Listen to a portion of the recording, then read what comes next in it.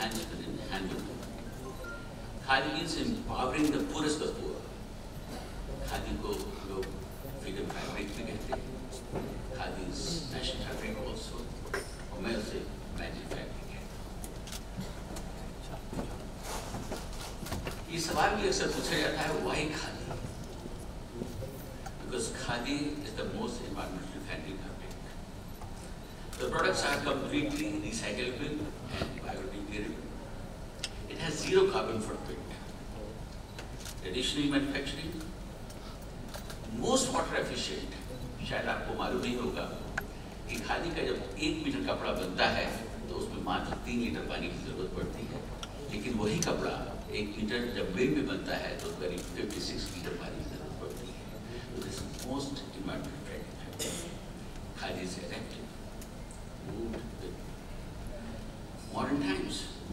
It's safe because handsman and handwoven and it's friendly. It's fashionable, it's luxurious, it's simple. It is indigenous. It represents India's self-reliance, legacy, traditions, and pride of rural productivity. Khadi is heritage of humanity and joy of India. It is rewarding. And a champion of nature. Dia Mirza plays many roles with elan and ease. Dia's repertoire of work includes a host of blockbuster films, including the recent mega successful film Sanju, and beauty pageant titles, positioning her amongst the most successful and versatile beauty icons and actors of our country. May we please welcome Dia. Is it still morning? Can I say good morning? Good morning, friends. It's an honor and a pleasure to be here on what I perceive as one of the most critical engagements that the Lakme Fashion Week conducts. It's really encouraging to know that Lakme Fashion Week cares about the environment and is working towards sustainable goals and encouraging more people to expand their consciousness and their awareness of the impact that they have on our shared home, the only one we know, our planet. I stand before you today to explain a few things that some of the gentlemen have spoken about earlier in the simplest terms possible. We have been hearing these terms repeatedly in the recent past, because if we do not, each one of us, understand what these terms mean, it would be impossible for us to imbibe them and implement them in our lifestyle and in our everyday choices as producers and as consumers. So I hope to be able to explain that to you. But before I go into explaining what circular economy means in simple terms, I want to start with just painting a perspective, a very simple perspective that I share with little children when I do talks with them. So the perspective is this. 2.37% is the geographical landmass of India, our country.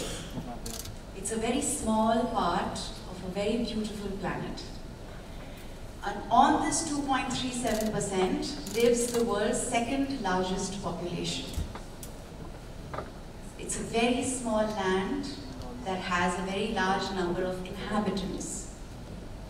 And in this very small land with a large number of inhabitants, we all have needs, basic human needs. Need for water, primarily, need for food, and then comes the rest, clothing and shelter. But the primary need for every life to exist is water.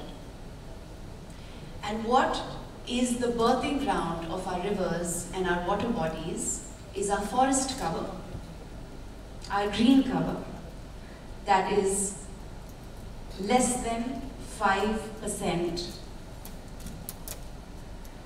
which means that the dense and the protected forest areas, which is less than 5%, is supposed to be the birthing ground of rivers that is supposed to support the life of all our people and our existence. Which is why I am so passionate about protecting our forests, our wildlife, and also encouraging more people to understand this very simple perspective. Because every action and inaction on our part has consequences on our environment. And we as human beings are not separate from our environment, and we're not separate from nature. We're a part of it and not apart from it. And everything that we do to the environment, we're in fact doing to ourselves. Which is what brings me to explaining why the circular economy and what is the circular economy. Unlike other species on our planet, we are the only species that produces kachra. Right?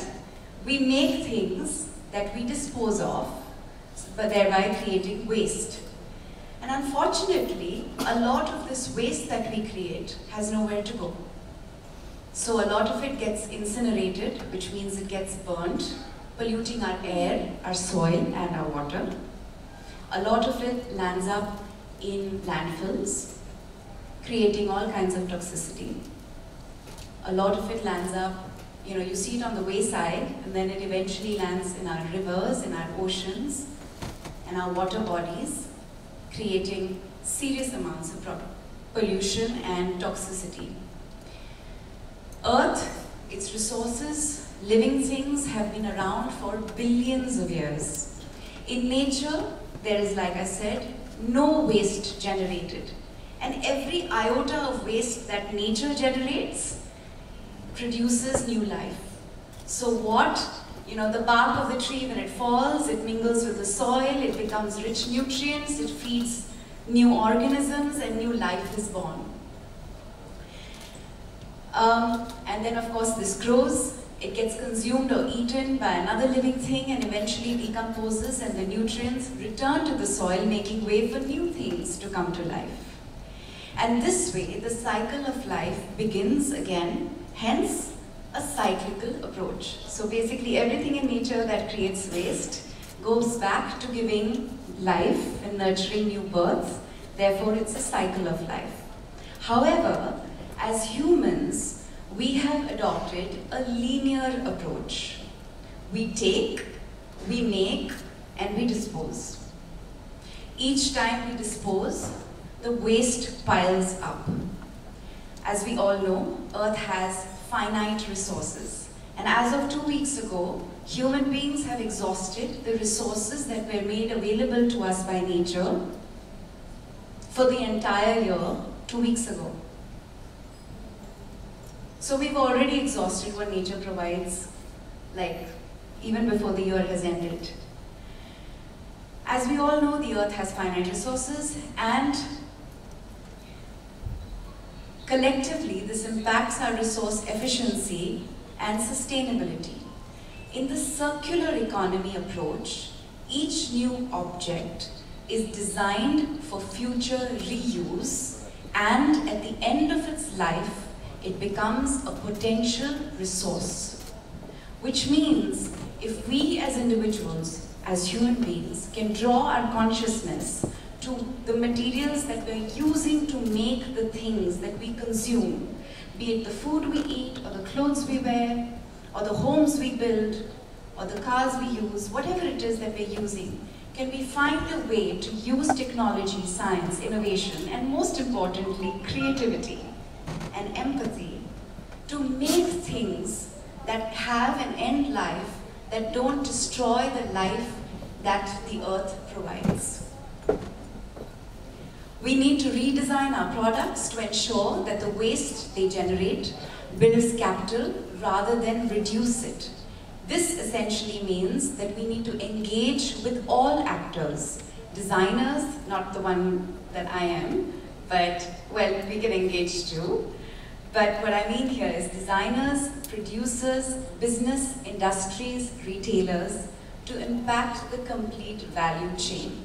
So the idea is that when we build and we make, we use things that are earth-friendly right from the beginning, so that when the end of its life appears, it is not contaminating the environment and our water resources, and of course, killing us.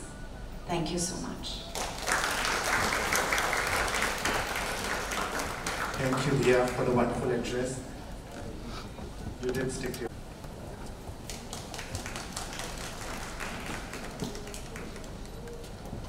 The problem with being the last speaker always is, most of the points you want to raise have already been spoken.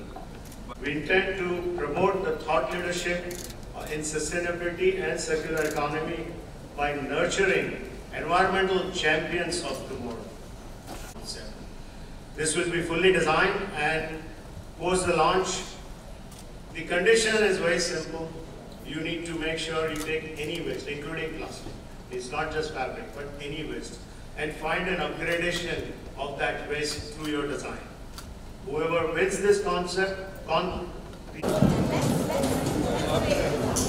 ऊपर से लो, मैं नीचे ले रहा हूँ। चल अबू जल्दी।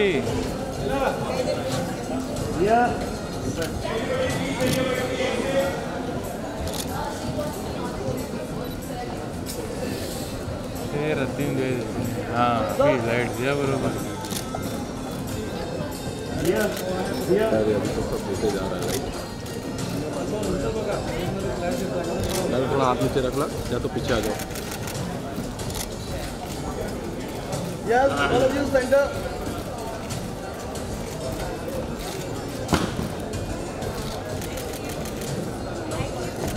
Yes बोलो। अनीता मैम एक साथ में। दिया मैम के साथ।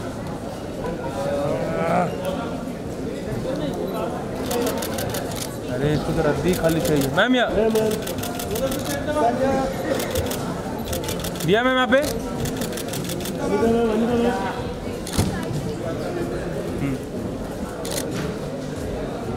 दिया मैम सोलो। या Ladies and gentlemen, can you please request you to make your way to the exit? We need to start preparations for our next show. Thank you so much. Ma'am wait wait. यहाँ पे आपके थोड़ा सा right. आगे वो था ma'am. ये ma'am centre straight एकदम स्ट्रेट मैम। मैम लोग क्या? या मैम।